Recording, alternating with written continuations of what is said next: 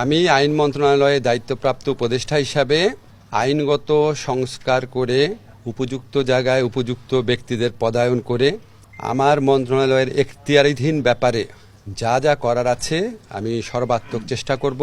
আমি এই পজিশনে এসেছি, এটা আমি মনে করি এটা আমার একটা দায়িত্ব। এটা ছাত্র জনতার আকাঙ্ক্ষাকে প্রতিনিধিত্ব করার দায়িত্ব। আমি আইনের শিক্ষক, আমার অনেক ছাত্র আছেন লোয়ার জুডিশিয়ারিতে, হায়ার জুডিশিয়ারিতে। কিভাবে মিসক্যারেজ অব জাস্টিস হয়েছে, বিচারের নামে কিভাবে হয়রানি হয়েছে, ন্যায় বিচার থেকে বঞ্চিত করা হয়েছে, এই পুরা প্রক্রিয়াটা সম্পর্কে ইনশাআল্লাহ আমি জানি। আমি আমার সাধ্য মতো চেষ্টা করব।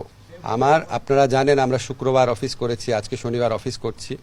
এখানে আইন মন্ত্রণালয়ে যারা আছেন তারা সবাই আমাকে আশা করি কোঅপারেট করবেন, আমরা চেষ্টা করব। আমি আমাদের পক্ষ থেকে রিজওয়ানা হাসান কালকে আপনাদেরকে বলেছেন আমরা 100 দিনে কর্মসূচি করি নাই, আমরা ইমিডিয়েট যে কর্মসূচি এটা করেছি।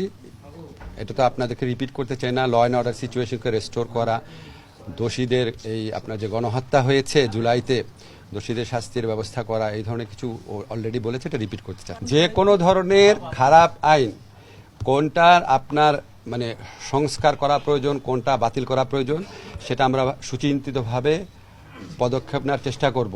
আপনি সাইবার নিরাপত্তা আইনে তো আমিও আসামি ছিলাম, কাজে বুঝতে পারছেন সাইবার নিরাপত্তা আইনকে ভালোবাসার তো কোনো কারণ নাই আমার। দেখেন, ছাত্র জনতার পক্ষ থেকে জাতিসংঘের নেতৃত্বে তদন্তের কথা বলা হয়েছিল। তো আমি মনে করি আমরা এখানে এসেছি, ছাত্র জনতা আমাদের জন্য যে একটা অপূর্ব সময় তৈরি করে দিয়েছে দেশকে গড়ার, সেই দায়িত্ব নিয়ে এসেছি, সেই প্রত্যাশাকে প্রতিনিধিত্ব করতে এসেছি। কাজেই সেটার দিকে আমাদের মনোযোগ থাকবে। আমি শুধু বলি এইটার মেয়াদের ব্যাপারে এখনো কোনো কথা হয়নি। আপনাদেরকে দুইটা জিনিস মাথায় রাখবেন কাইন্ডলি। সেটা হচ্ছে রাজনৈতিক দলগুলোর প্রত্যাশা থাকবে যে যত তাড়াতাড়ি সম্ভব নির্বাচন। আবার এই দেশের সাধারণ মানুষের যে সংস্কার আকাঙ্ক্ষা, সেখান থেকে প্রত্যাশা থাকবে এই সরকার যেন জরুরি কিছু সংস্কার করে যায়। কারণ আমরা দেখেছি অতীতে পুলিশ, বিচার বিভাগ, দুর্নীতি দমন কমিশন সহ বিভিন্ন রাষ্ট্রীয় প্রতিষ্ঠানকে, এমনকি পাবলিক বিশ্ববিদ্যালয়কে, এগুলিকে জনগণকে নির্যাতনের ওয়েপন হিসাবে ইউজ করার চেষ্টা করা হয়েছে।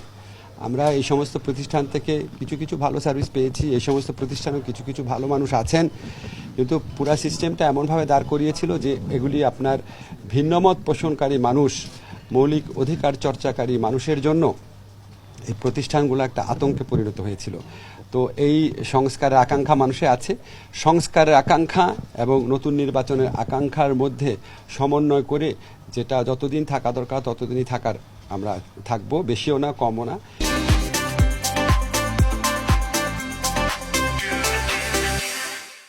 ব্যক্তিগতভাবে যদি আপনাকে বলি, আমি আমার বিশ্ববিদ্যালয় শিক্ষকতার জীবন মিস করি, আমি আমার উন্মুক্ত ফ্রি জীবন মিস করি।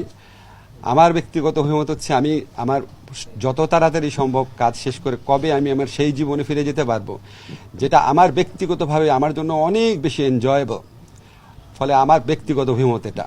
কিন্তু দায়িত্বের জায়গা থেকে আমাকে এখানে আমাদের অন্যান্য উপদেষ্টাকে আমাদের যে দায়িত্বের জন্য আমরা আসছি সেই দায়িত্ব আমরা পালন করার চেষ্টা করব। নির্বাচন কমিশনের ভূমিকা তো আপনারা জানেন।